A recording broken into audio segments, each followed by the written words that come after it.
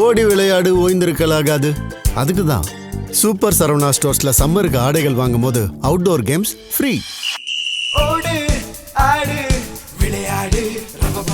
Super Saravana stores summer கோடையை கொண்டாடலாம்.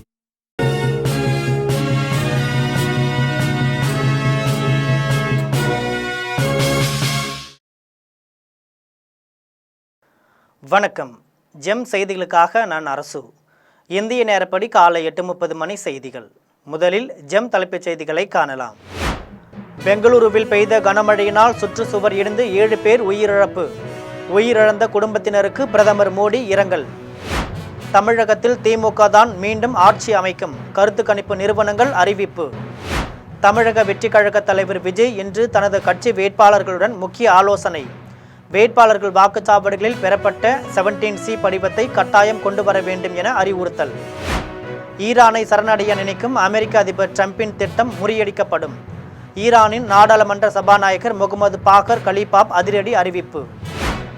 IPL 20 over cricket தொடரின் 41வது போட்டி மும்பையை வீழ்த்தி ஹைதராபாத் அணி வெற்றி. இனி விரிவான செய்திகளை காணலாம். பெங்களூருவில் பெய்த கனமழையினால் சுற்றுச்சுவர் இடிந்து விழுந்த விபத்தில் உயிரிழந்த 7 பேரின் குடும்பத்தினருக்கு பிரதமர் மோடி தனது ஆழ்ந்த இரங்கலை தெரிவித்துள்ளார். பெங்களூரு சிவாஜி நகர் பகுதியில் பெய்த கனமழையினால் தனியார் மருத்துவமனை ஒன்றின் சுற்றுச்சுவர் இடிந்து விழுந்த விபத்தில் மழையிலிருந்து தப்பிக்க அங்கு ஒதுங்கியிருந்த நடைபாதை வியாபாரிகள் மற்றும் பொதுமக்கள் உட்பட 7 பேர் உயிரிழந்தனர். மேலும் 7 பேர் படுகாயமடைந்தனர். இது தொடர்பாக பிரதமர் நரேந்திர மோடி தனது சமூக வலைதள பக்கத்தில் இரங்கல் செய்தி வெளியிட்டுள்ளார்.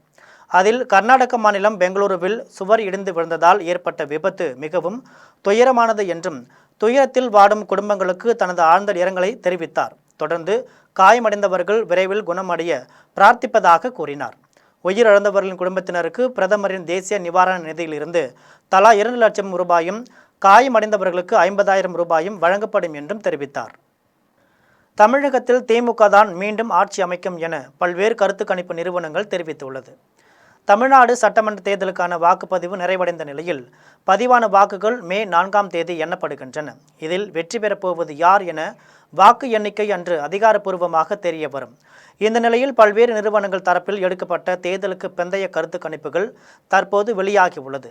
இதன்படி தமிழ்நாட்டில் திமுக தான் மீண்டும் ஆட்சியை கைப்பற்றும் என NTTV கருத்து கணிப்பு நிறுவனம் முடிவுகள் தெரிவித்தது. இதில் திமுக கூட்டணி 125 முதல் 145 தொகுதிகள் வரையிலும், அதிமுக கூட்டணி 65 முதல் 80 தொகுதிகள் வரையிலும், தாவேகா 18 முதல் 24 தொகுதிகள் வரையிலும் கைப்பற்றக்கூடும் என தெரிவித்தது. இதேபோல் பல்வேறு கருத்து கணிப்பு நிறுவனங்கள் திமுக தான் தமிழகத்தில் மீண்டும் ஆட்சி அமைக்கும் என தெரிவித்தது. பனையூரில் தமிழக வெற்றி கழக தலைவர் விஜய் இன்று தனது கட்சி வேட்பாளர்களுடன் முக்கிய ஆலோசனை நடத்த உள்ளார். சென்னை பனையூரில் உள்ள தமிழக வெற்றி கழக தலைமை அலுவலகத்தில் இன்று பிற்பகல் 1 மணிக்கு வேட்பாளர்களுக்கான ஆலோசனை கூட்டம் நடைபெறுகிறது. தாவேகா தலைவர் விஜய் தலைமையில் நடைபெறும் கூட்டத்தில் அனைத்து வேட்பாளர்களும் அந்தந்த வாக்குச்சாவடிகளில் பெறப்பட்ட வாக்குகளின் எண்ணிக்கை தொடர்பான விவரங்கள் அடங்கிய 17C படிவத்தை கட்டாயம் கொண்டு வர வேண்டும் என அறிவுறுத்தப்பட்டுள்ளது. ஈரானை சரணடைய நினைக்கும் அமெரிக்க அதிபர் டிரம்பின் திட்டம் முறியடிக்கப்படும் என ஈரானின் நாடாளுமன்ற சபாநாயகர் முகமது பாகர் கலிபாப் தெரிவித்துள்ளார். ஈரானின் நாடாளுமன்ற சபாநாயகர் முகமது பாகர் கலிபாப் அந்நாட்டின் உள்ள தனியார் தொலைக்காட்சியில் பேட்டியளித்தார். அப்போது ஈரான் தனது எதிரிகளின் வஞ்சக திட்டத்தை முறியடிக்கும் என்று கூறினார். கடற்படை முற்றுகை மூலம் ஈரானை சரணடைய செய்ய அமெரிக்க அதிபர் டொனால்டு ட்ரம்ப் திட்டமிட்டுள்ளதாக தெரிவித்தார். இதன் பின்னர் கடந்த 2 மாதங்களாக நாட்டு மக்கள் காட்டிய மன உறுதியை பாராட்டினார். எதிரிகள் கடற்படை முற்றுகை மற்றும் ஊடக கையாளுதல் மூலம் பொருளாதார அழுத்தத்தையும் உள்நாட்டு பூசல்களையும் தூண்டி பலவீனப்படுத்த விரும்புவதாக கூறினார். ஈரான் ஒரு உடன்பாட்டிற்கு வரும் வரை அந்த முற்றுகை நீடிக்கும் என்று கூறும் அமெரிக்க அதிபர் ட்ரம்ப் அவரின் திட்டம் கட்டாயப்படுத்துவதே என்பது மிகவும் தெளிவாகியுள்ளது என்று தெரிவித்தார். IPL 20 ஓவர் கிரிக்கெட் தொடரின் 41வது போட்டியில் மும்பையை வீழ்த்தி ஹைதராபாத் அணி வெற்றி பெற்றுள்ளது. மும்பை வான்கடே மைதானத்தில் 19வது IPL 20 ஓவர் கிரிக்கெட் தொடரின் 41வது போட்டி நடைபெற்றது. இந்த போட்டியில் மும்பை இந்தியன்ஸ் மற்றும் சன்ரைசர்ஸ் ஹைதராபாத் அணிகள் மோதுகின்றன. டாஸ் வென்ற மும்பை அணி பேட்டிங் தேர்வு செய்து 20 ஓவரில் 5 விக்கெட் இழப்பிற்கு 243 ரன்கள் எடுத்தது.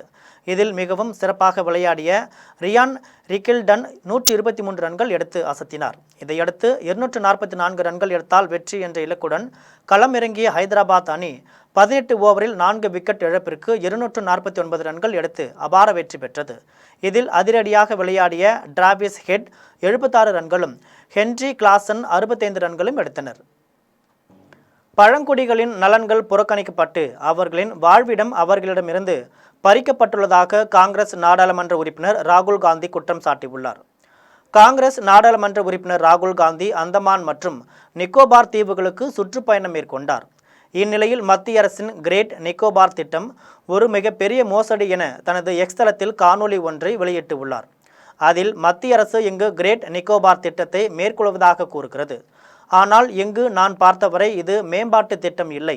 சுமார் 160 சதுர கிலோமீட்டர் பரப்பளவில் உள்ள மரங்களை அழிப்பதற்கான திட்டம்.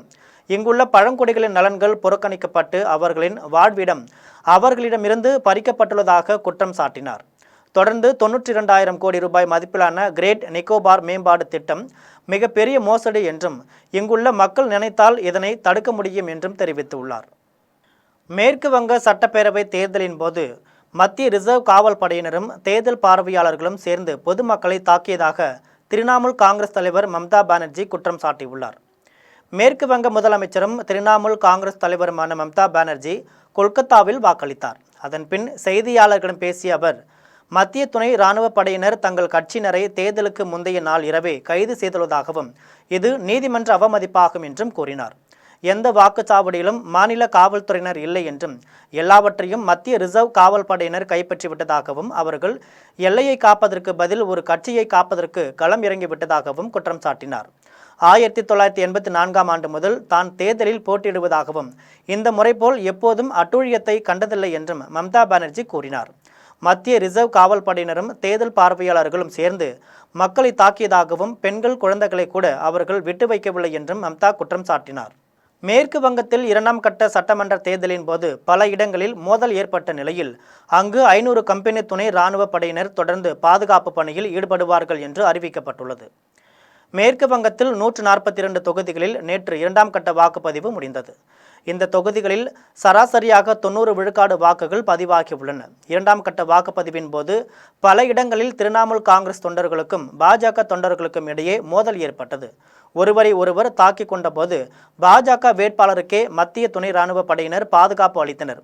இதனிடையே தேர்தலுக்கு பிந்தைய கருத்து கணிப்புகளில் மேற்கு வங்கத்தில் பாஜக 150 முதல் 170 தொகுதிகள் வரை வென்று முதன்முறையாக ஆட்சி அமைக்கும் என்று தெரிய வந்துள்ளது. இதனாலும் கடந்த முறை தேர்தல் முடிவுகள் அறிவிக்கப்பட்ட நாளில் பல இடங்களில் வன்முறை மூண்டதாலும் இந்த முறை மேற்கு வங்கத்தில் தேர்தல் பாதுகாப்பு பணி வந்த மத்திய படையினரை தொடர்ந்து அங்கேயே தங்க வைக்க முடிவு செய்யப்பட்டுள்ளது. மத்திய ரிசர்வ் காவல் படை, எல்லை பாதுகாப்பு படை, தொழில் பாதுகாப்பு படை, இந்தோ திபெத் எல்லை காவல் படை உள்ளிட்ட மத்திய ஆயுதப்படையின் 500 கம்பெனிகள் மறு உத்தரவு வரும் வரை தொடர்ந்து மேற்கு வங்கத்திலேயே நிலை கொண்டிருக்கும் என்று CRPF தலைவர் GP சிங் தெரிவித்துள்ளார். புதுச்சேரியிலும் தமிழ்நாட்டிலும் மும்மொழி கொள்கையை திணிக்கும் திட்டத்தை இந்திய அரசு கைவிட வேண்டும் என்று உலக திருக்குறள் கூட்டமைப்பு தலைவர் ஞானமூர்த்தி வலியுறுத்தியுள்ளார்.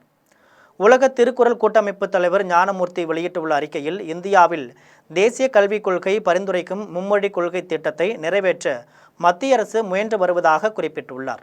தமிழ்நாட்டிலும் புதுச்சேரியிலும் மும்மொழி கொள்கையை திணிக்கும் திட்டத்தை மத்திய அரசு கைவிட வேண்டும் என்று வலியுறுத்தியுள்ளார். தமிழ்நாட்டு பள்ளிகளில் தமிழ், ஆங்கிலம் என்ற இருமொழி கொள்கை மட்டுமே இருக்க வேண்டும் என்று அவர் வலியுறுத்தியுள்ளார். பிரதமர் பேச்சு மாநில மக்களிடையேயான நல்லுறவை பாதிக்கும் என்று இந்திய கம்யூனிஸ்ட் கட்சியின் தமிழ்நாடு மாநில செயலாளர் வீரபாண்டியன் தெரிவித்துள்ளார்.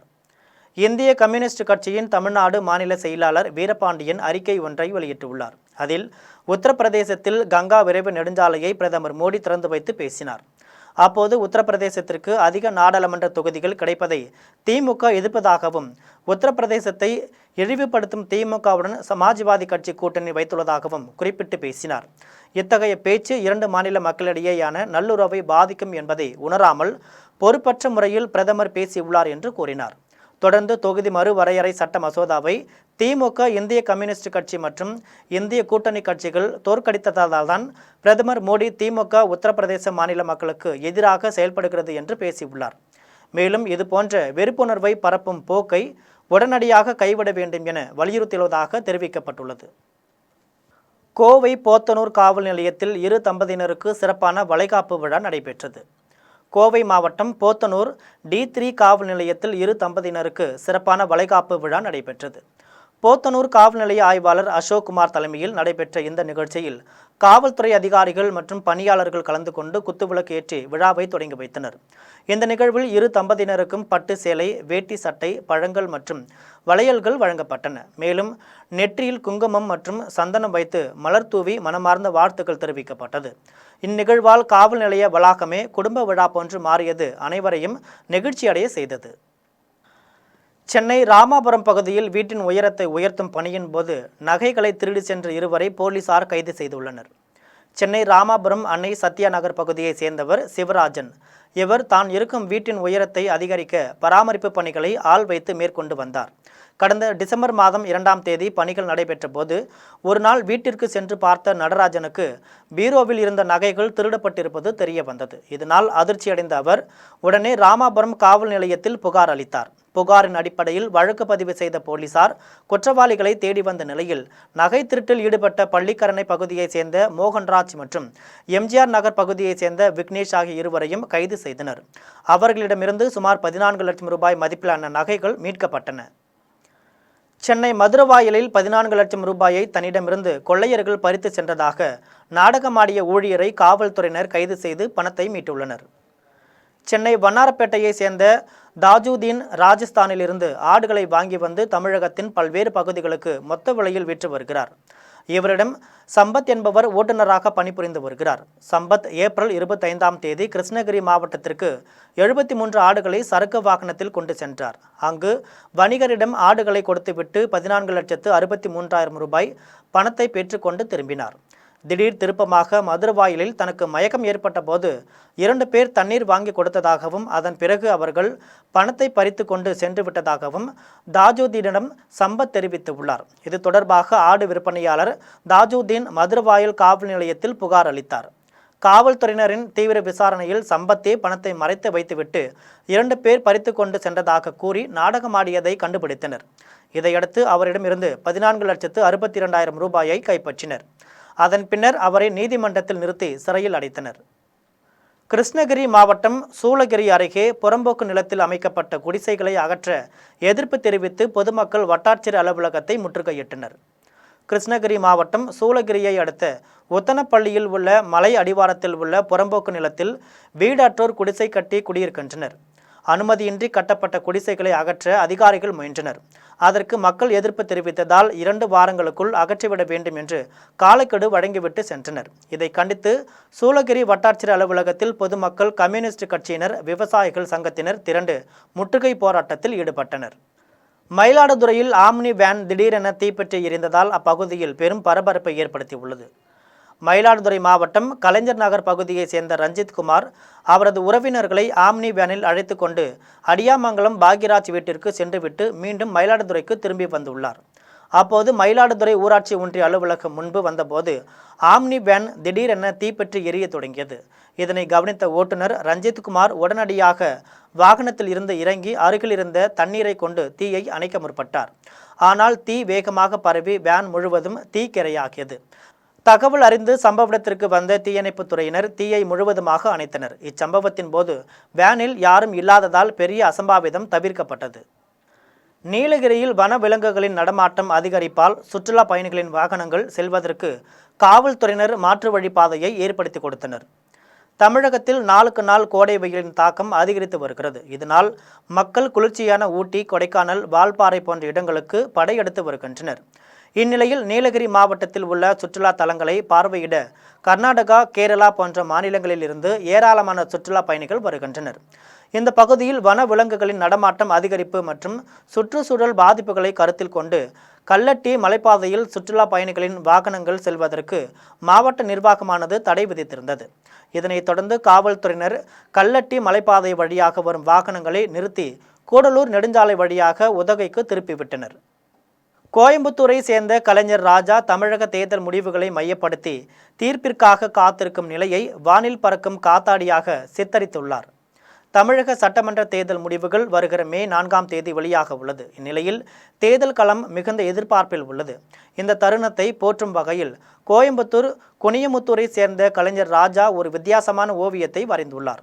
இந்த ஓவியத்தில் மே 1ஆம் தேதி வரவுள்ள உழைப்பாளர் தினத்தையும் மே 4ஆம் தேதி தேர்தல் முடிவுகளையும் மையப்படுத்தி உழைப்பாளர் தின சிலையை மையமாக வைத்து உருவாக்கப்பட்டுள்ளது. தேர்தல் களத்தில் கடுமையான உழைத்த அரசியல் தலைவர்கள் மக்களின் தீர்ப்பிற்காக காத்திருக்கும் நிலையை வானில் பறக்கும் காத்தாடியாக கலைஞர் சித்தரித்துள்ளார். மேலும் அரசியல் என்பது மக்களின் உழைப்பை மதிக்கும் களமாக இருக்க வேண்டும் என்ற செய்தியை வலியுறுத்தும் இந்த படைப்பு தற்போது அனைவரது கவனத்தையும் ஈர்த்து வருகிறது. உழைத்த தலைவர்களுடைய ஓவியத்தையும் வரைந்து, கட்சி சின்னங்களையும் வரைந்து, வெற்றி கொடி கட்டி பறப்பது யாரு என்ற ஒரு தலைப்பை ஏற்று இந்த காத்தாடியில் இவர்களுடைய ஓவியத்தை வரைந்துள்ளேன். வருகின்ற மே 4ஆம் தேதி மக்கள் தரும் தீர்ப்புக்காக காத்திருக்கும் தலைவர்கள், இதில் வெற்றி கொடி கட்டி பறக்கப் போவது யாரு, மறுக்கப் போவது யாரு என்பது வருகின்ற 4ஆம் தேதி தெரிய வரும். இதை வித்தியாசமாக காத்தாடியில் வடிவமைத்து பறக்க விட்டுள்ளேன். கோவை குனியமுத்தூர் UMT ராஜா. அறிகுறி இல்லாமல் சிறுவனின் நெஞ்சிற்குள் வளர்ந்த அபாயகரமான புற்றுநோய் கட்டியை சென்னை கிண்டியில் உள்ள ரெயின்போ குழந்தைகள் நல மருத்துவமனை மருத்துவர்கள் அகற்றி சிறுவனை காப்பாற்றினர். சென்னை கிண்டியில் செயல்படும் ரெயின்போ குழந்தைகள் நல தனியார் மருத்துவமனைக்கு நெஞ்சு சளி தொற்று இருப்பதாக கூறி பெற்றோர் 10 வயது சிறுவனை அழைத்து வந்தனர். அங்கு மருத்துவர்கள் சிறுவனை பரிசோதித்த போது சிறுவனின் நெஞ்சு பகுதியில் 900 கிராம் கட்டி இருப்பதை கண்டறிந்தனர். இதனை அடுத்து கட்டியின் அளவை குறைப்பதற்கான வழக்கமான சிகிச்சையின் ஒரு பகுதியாக 3 வாரங்களுக்கு ஒரு முறை என மொத்தம் 5 கட்டங்களாக சிறுவனுக்கு கீமோதெரப்பி சிகிச்சை அளிக்கப்பட்டது. இந்த நிலையில் இது குறித்து தனியார் மருத்துவமனையின் குழந்தைகள் அறுவை சிகிச்சை மற்றும் சிறுநீரகவியல் நிபுணர் டாக்டர் தினேஷ் பாலாஜி செய்தியாளர்களை சந்தித்து பேசினார்.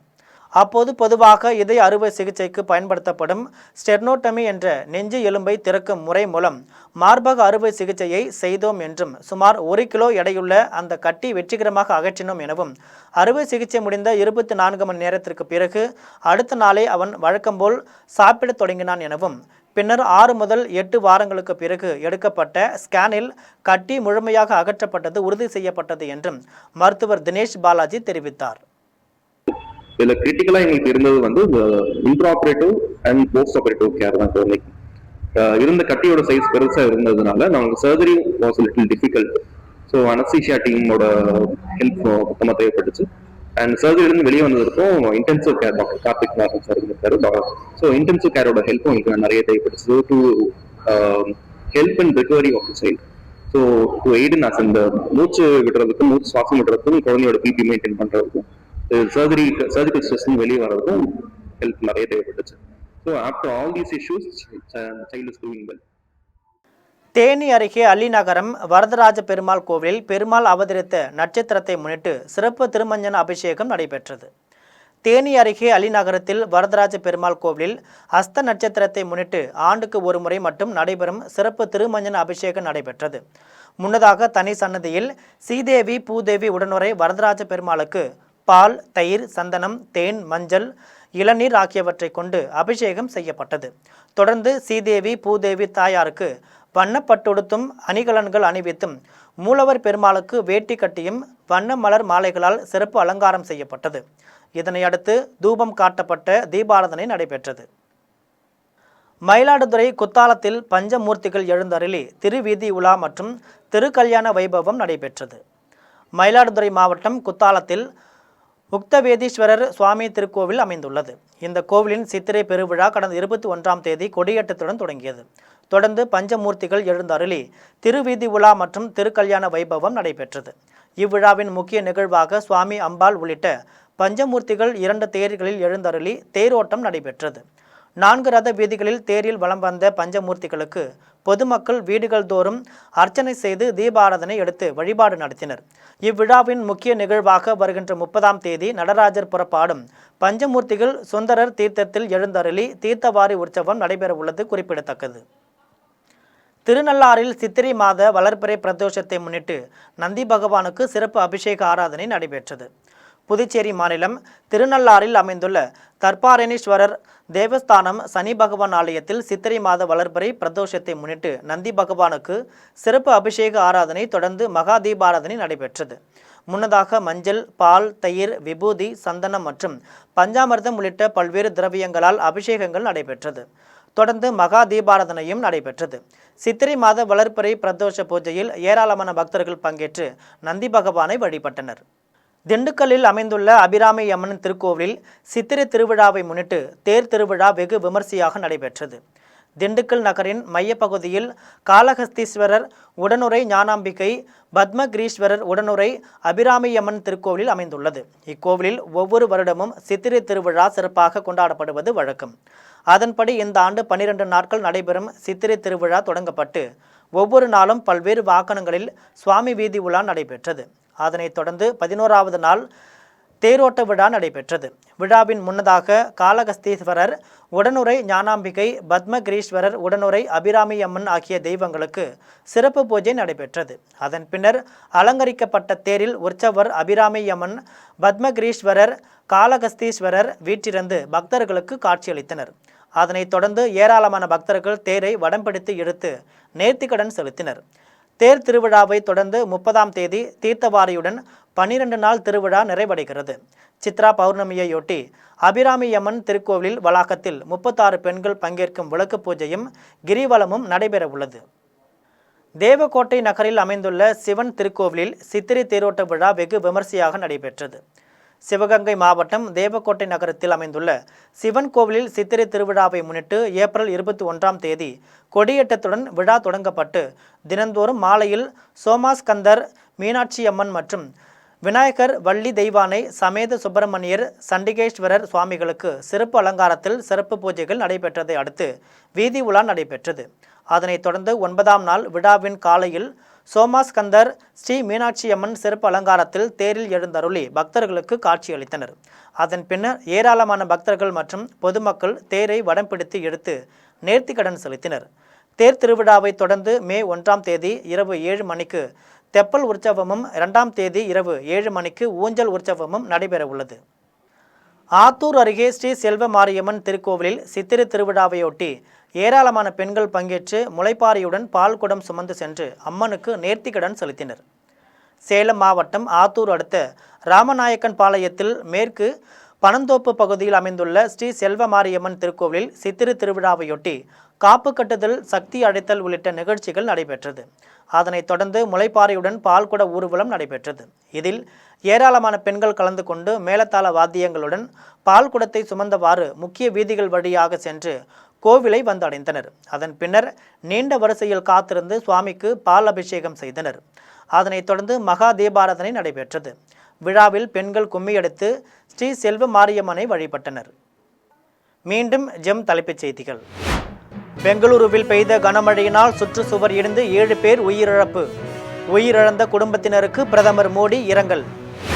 தமிழகத்தில் திமுக தான் மீண்டும் ஆட்சி அமைக்கும், கருத்து கணிப்பு நிறுவனங்கள் அறிவிப்பு. தமிழக வெற்றிக் கழக தலைவர் விஜய் இன்று தனது கட்சி வேட்பாளர்களுடன் முக்கிய ஆலோசனை. வேட்பாளர்கள் வாக்குச்சாவடிகளில் பெறப்பட்ட 17C படிவத்தை கட்டாயம் கொண்டு வர வேண்டும் என அறிவுறுத்தல். ஈரானை சரணடைய நினைக்கும் அமெரிக்க அதிபர் டிரம்பின் திட்டம் முறியடிக்கப்படும்.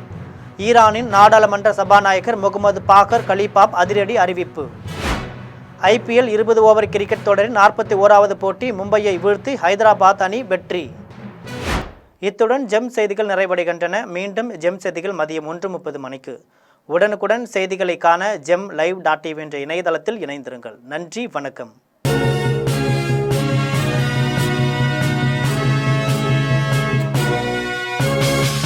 ஓடி விளையாடு, ஓய்ந்திருக்கலாகாது. அதுக்கு தான் சூப்பர் சரவணா ஸ்டோர்ஸ்ல சம்மருக்கு ஆடைகள் வாங்கும் போது outdoor games free. Super Saravana stores summer கோடையை கொண்டாடலாம்.